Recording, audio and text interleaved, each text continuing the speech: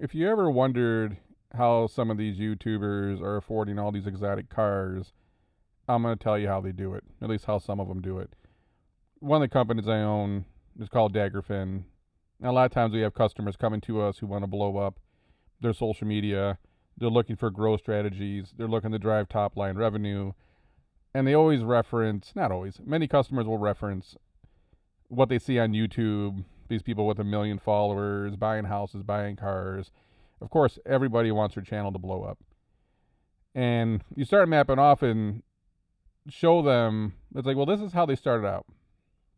You had to, there's two types of people. There's the people that started off with nothing and they had to grind their way up. And then there's the people who were successful and they were able to fund it right from the get go. And then they make it seem like that their channel's so successful that's how they live, even though it's actually funded by something else. You know, a good example is you gotta call people's crap where you see it, right?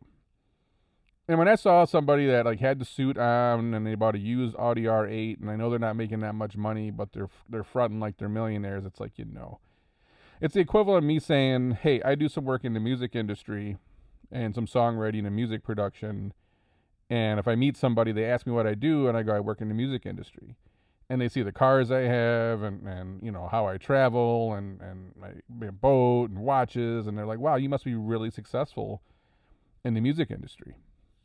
Except I don't tell them, well, I don't do this, but as an example, you wouldn't tell them that, hey, I own another like dozen companies that make a bunch of money, and that's how I fund my lifestyle.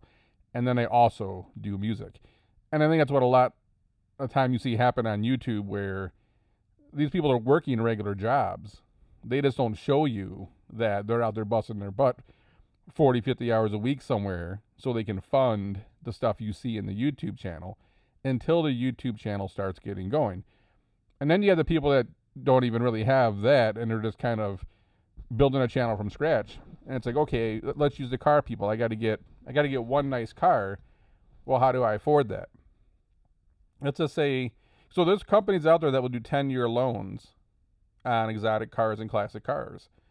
And I can't say that's like the greatest sounding thing on the planet from a financial perspective, but let's say you find a $100,000 Porsche and you want to start building a car channel. If you had to buy a regular, 5-year loan term, let's just say 4.5% right now, the rate's going up. A normal car loan would be $1,800. Well, when they do 10 years, we go from $1,800 to $1,000. And now all of a sudden, if you're living at home, if you have a partner, if you have a roommate, and you're living cheaply and you're making, 70 grand a year, you can pull this off. In fact, if you're living really frugal and you don't have yourself in the debt, you might be able to buy two of these cars. Maybe you pick up a car for like 50, 60, and then a car for 100. Next thing you know, you got a YouTube channel with your cars. And then the goal is probably swap out one of those cars every 6 months for something new. So you're always bringing a new car into the channel. Then you start building up subscribers, you start building up views, and then you start making money from the YouTube channel so you can afford more cars. You see these guys that got, 2, 3, 4, 5, 6, 7 exotic cars on their channel? Granted, in the last 2 years, prices have went astronomical, so it's getting harder to do. If you look at what Lamborghini SVJs are going for, any Ferrari, Porsche numbers are bonkers right now. It's a little bit easier before COVID. But let's just say, I just saw a McLaren GT somewhere for $200,000. Granted, you got to put a down payment on it. You're going to have to come up with probably $40,000 on that. But hey, if all you're doing is, living with your roommate and funneling all your money into your cars, you just keep rolling those down payments over. Again, 10 years, boom, it's only $2,000 a month to have a McLaren GT. Now you look like a baller, right? Millionaires have McLarens, right? And now let's just throw this on it. I got $200,000 for a McLaren, and let's just say I buy a Ferrari for $300. I'm at $500. I don't know, what else can we throw on there? Let's do the whole trifecta. Let's do a McLaren, a Ferrari, and a Lamborghini. Let's just say I got $700,000. I'm gonna throw a Nissan. I just saw a 2010 Nissan GTR for like $100,000. Throw that in there. Maybe like a Porsche, and I don't know. Let's pick something else fun. Shelby GT Mustang or something. Like, I don't know, something like that. Let's just say we got $1 million worth of cars. And this is my channel now. I worked my way up. I got $1 million worth of cars, but I'm financing them all at 10 years. I'm going to calculate that.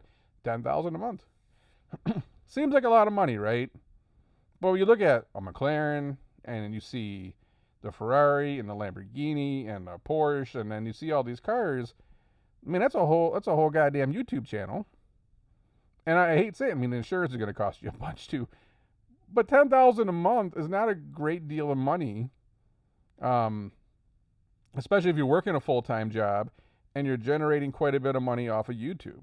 I mean, you can build a ridiculous YouTube channel with that kind of car setup. Granted, you got to work your way up, save your money, do the down payments and all that. But over 3, 4, 5 years, you see how they build channels now. If they had to like pay for these things cash, it doesn't happen. If you had to buy them on 48-month or 60-month loans, it doesn't happen. But you can lease stuff. You can do 10-year financing. And now all of a sudden, you can bring this whole rack of cars up. Now you're selling swag. You got sponsors on your channel. And you're probably getting a decent CPM. You get $10 CPM on something.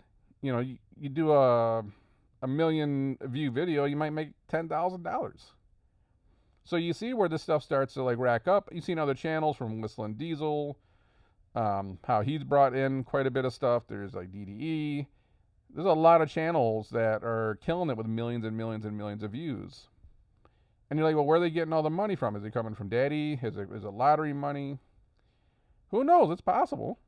I think a lot of these people started off just working somewhere, saving their money, and then reinvesting it into acquiring more and more things.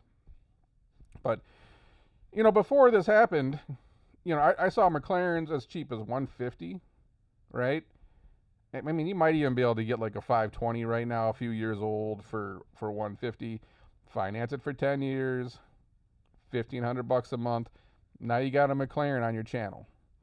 You see in so many different channels, you know, this person's doing real estate, and then they get a Lamborghini, and then all of a sudden, because they got a Lamborghini, the real estate channel subscriptions went up like 400%. It's crazy.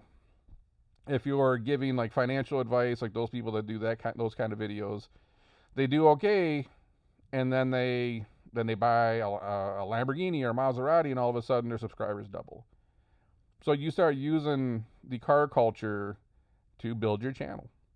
So if you see someone with a McLaren, you know, maybe an RDR8 or something, they're like, oh, wow, these people are really successful and I want to follow them. The reality of it is they finance a thing probably for, you know, 10 years, and their payments at, you know, that loan's at $150. You got to put a down payment on that. You got to put $30,000 down on that probably. You're going to finance $120. Reality is your payment's only $1,250. And that sounds crazy, but, you know, nice pickup trucks right now are costing $800-900 a month. So, you know, what's a few $100 a month, month more to get a used McLaren? Now you look like a baller. You look like you're successful. You're someone that people want to listen to. You're a thought leader. It makes me laugh. You're an influencer for the cool price of $1,200 a month. And then as a channel gets rolling and making money, and you get sponsors and you sell swag, and then you're making more money for the down payments, you can do another car. And you sell this car and you get another car, and you're constantly swapping inventory out. That's how you do it. I think a lot of people are looking at Whistlindiesel, like he's buying so much stuff right now. It's like, well, how much money is he making on each video that's 2-3 million plus sponsors plus swag? Man, it's a lot of cash. It's a lot of cash. A lot of channels are doing this stuff, but yeah, so when you see that person, you know, your business plan might be, I'm going to take $5,000 a month and just use that for car payments. You know, what can I, you know, what's $500,000 of notes cost me? About $5,000 a month. So I'm going to budget $5,000 a month to invest in my YouTube channel.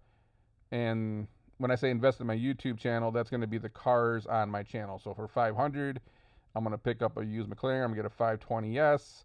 I'm going to pick up an Audi R8, maybe a convertible Porsche or something, and then maybe a pony car or something just to rag on and do some stuff like that. then they start doing stuff, adding body kits, changing wheels, changing exhaust, and you keep making more and more episodes. But yeah, for $5,000 a month, that is the investment into your business. Now, what do you got to do to get $5,000 a month back on YouTube views? To be honest, if you run a clean channel and there's no cussing and you got the views, man, it doesn't take a whole lot right now. If you can really work towards building something, you got a good personality, if you're kind of funny, it's someone interesting, you're someone people want to follow. It's possible. But this is where it's like, I'm going to put $5,000 a month into this, cut it in half, $250,000. I'm going to get 2 cars for $250,000. I'm going to spend $2,500 a month investing into my YouTube channel by buying 2 cars and then just featuring myself, modifying them, driving them, going to car shows, all that fun stuff. Just living my life, but then using car culture as the main focus of the channel. But without that 10-year loan, I don't know where we're at right now. I'm sure some people still would have got there, finance stuff, maxed out credit cards, blah, blah, blah, blah, blah. But this is one of the key things. Like, a lot of people, I think, they think it's the leasing that's getting it done. I think a lot of the stuff you're seeing right now is 10-year car loans. And not only that, it's cars have appreciated so much in the last 2 years. Granted, it seems like they're starting to come down now. They went up so much that some people were able to sell them, and then they had quite a bit of equity in it, and they were able to use that equity to put that on another down payment on another car or multiple cars. And then you kind of keep flipping it over. Like, you buy a house for $200, you flip it, you buy a house for $300, you flip it, and you keep, how that works. Certain cars just don't go down. Now, do you want to buy a brand new McLaren for $300,000 to try to play that game? I'm not sure you want to do that. Do you want to do that on a classic Porsche or a Ferrari or something? Yeah, that might work a little bit better. But anyways, this is kind of, when you're looking around at all these people that look like they're balling out of control and how do they do it and where do they get all the money? Yeah, my guess is a lot of people are just doing long-term loans. So anyways, if you have some thoughts, drop a comment below.